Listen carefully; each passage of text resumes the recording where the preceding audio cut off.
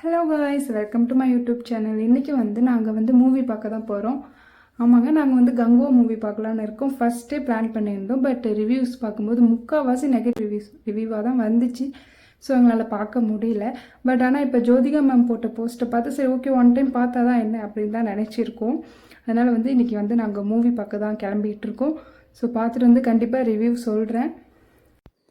நாங்கள் நைட்டு 9:30 மணிக்கு ஷோ போடுறதுனால தான் நாங்கள் வீட்டில் டின்னர் ஆக்கலை. சரி போய் கடையிலே வாங்கி சாப்பிட்லான்னு சொல்லிட்டு நாங்கள் கடையில் தான் போய் சாப்பிட்டோம். அதுவும் தள்ளுவண்டி கடையில் தான் நாங்கள் எப்போதும் வெளியே போனால் சாப்பிடுவோம். ஏன்னா அது எப்படி தான் செய்கிறாங்கன்னு தெரில, அவ்வளோ பிடிக்கும். ஸோ டேஸ்ட்டாகவும் இருக்கும். சாப்பிட்டு முடித்து தேட்டர் போனால் அந்த அளவு க்ரௌடே இல்லைங்க. ஏன்னா 9:30 மணிங்கிறனால இல்லையா இல்லை அந்த ரிவ்யூ பார்த்து யாரும் வரலையான்னு தெரியல. பட் க்ரௌடு அவ்வளோவா இல்லை. ரொம்ப ஒரு மாதிரி விரிச்சோடி தான் இருந்துச்சு. நாங்கள் 3D கண்ணாடியை வாங்கிட்டு உள்ளே போயிட்டோங்க. எப்போதும் சரி இந்த 3D கண்ணாடி எனக்கு மட்டுமா இல்லை உங்களுக்குமான்னு மறக்காமல் கமெண்ட்ஸில் சொல்லுங்கள். போட்டால் பற்றவே மாட்டேங்குதுங்க. ஒன்று இந்த சைடு தொங்குது, இல்லைன்னா அந்த சைடு தொங்குது. இந்த மாதிரி தான் உங்களுக்கும் ஃபீல் ஆனிச்சுன்னா சொல்லுங்கள். அதான் இது கேமராவில் கண்ணாடி வச்சாலும் அங்கே பாடுற எழுத்து தெளிவாக தெரியுது. ஓஹோ, கண்ணாடி நம்ம கண்ணுக்கு மட்டும் கிடையாதான், ஃபோனுக்கும் கண்ணாடி.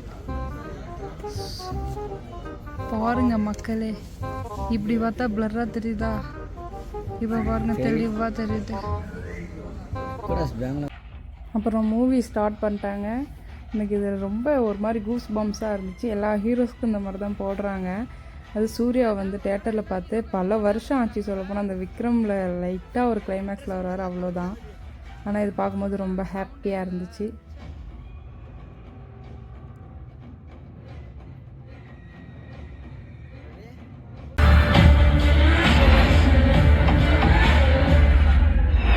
படம் பார்த்து இன்டர்வெல்லில் ஸ்நாக்ஸ்லாம் நாங்கள் வாங்கி சாப்பிட்டோம். ஏன்னா என்ன தான் காஸ்ட்லியாக இருந்தாலும் சாப்பிடாமல் இருக்க முடியாது.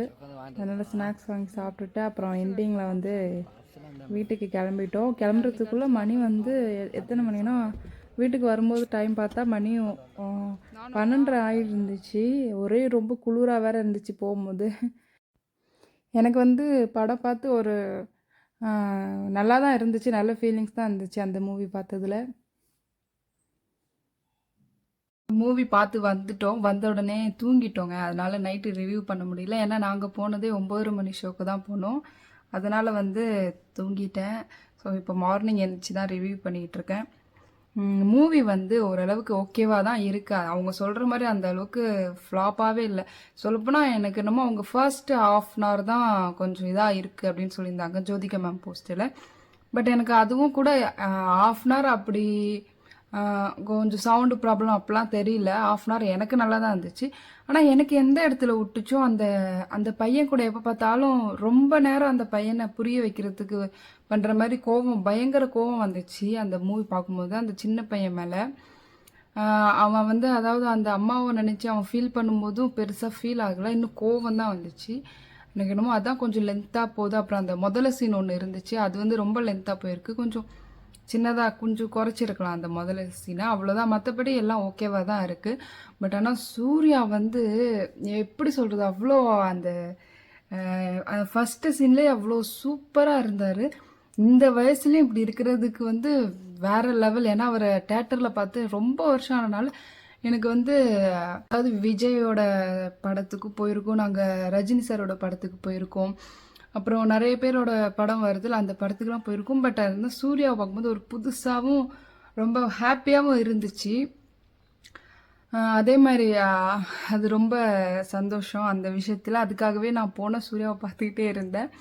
இதில் கிளைமேக்ஸில் எல்லாம் நல்லா இல்லைன்னு சொன்னாங்க. பட் ஒரு என்ட்ரியோடு தான் வந்தார். அவர் சொன்னால் படம் ஸ்பாயில் ஆகிடுவான்னு தெரியல.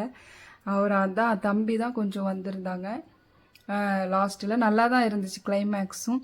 ஸோ நிறைய பேர் மாவீரன் மூவி மாதிரிலாம் இருக்குது அப்படின்னு சொன்னாங்க. என்ன கேட்டால் அது அந்த ஜென்மம் மட்டும்தான். அதாவது போன ஜென்மத்தில் 2 பேரும் இறந்துட்டு அடுத்த ஜென்மத்தில் 2 பேரும் சேருவாங்க. இங்கே லைட்டாக அந்த பையனோட வச்சு தான் லைட்டாக தான் ஒரு 10% தான் அப்படி இருக்கும். மற்றபடிலாம் மாவீரன் மூவி மாதிரி கிடையாது.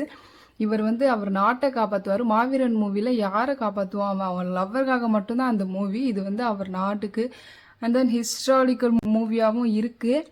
ஸோ நீங்கள் வந்து ரிவ்யூ பார்த்து போனீங்கன்னா கண்டிப்பாக உங்களுக்கு நெகட்டிவ் ரிவ்யூ தான் வரும். ஏன்னா நாங்கள் ஃபஸ்ட்டு எப்போதும் படத்தை பார்க்கறதுக்கு முன்னாடி ரிவ்யூ பார்த்து தான் போவோம். ஆனால் இந்த கங்குவா மூவிக்கு மட்டும் ஃபுல்லாக நெகட்டிவ் ரிவ்யூவாக தான் வந்துச்சு. நாங்கள் ஃபோனில் சர்ச் பண்ணும்போதும் அதை பார்த்தே இவர் வந்து போவேணாம் அப்படின்னு சொல்லிட்டு இருந்தாங்க. அது அப்புறம் வந்து ஜோதிகா மேம் போட்டு போஸ்ட் பார்த்து சரி போகலாமே அப்படின்னு சொல்லி தான்.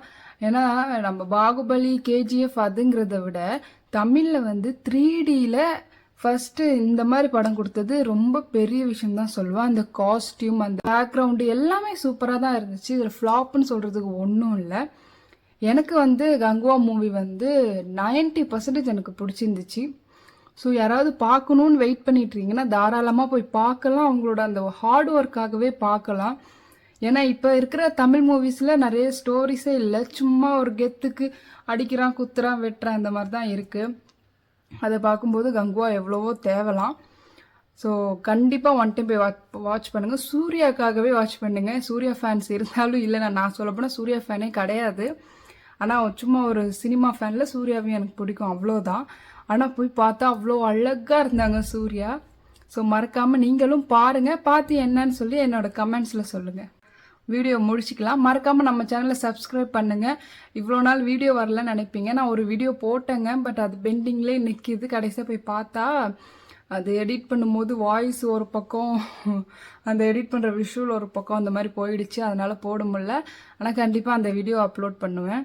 ஸோ நான் வந்து ஒரு 50 சப்ஸ்கிரைபர்ஸ் கேட்டிருந்தேன், பட் 10 வந்திருக்கீங்க. அதுவே எனக்கு சந்தோஷம். ஸோ பார்க்குறவங்களாம் கொஞ்சம் சப்ஸ்கிரைப் பண்ணிங்கன்னா நல்லாயிருக்கும்.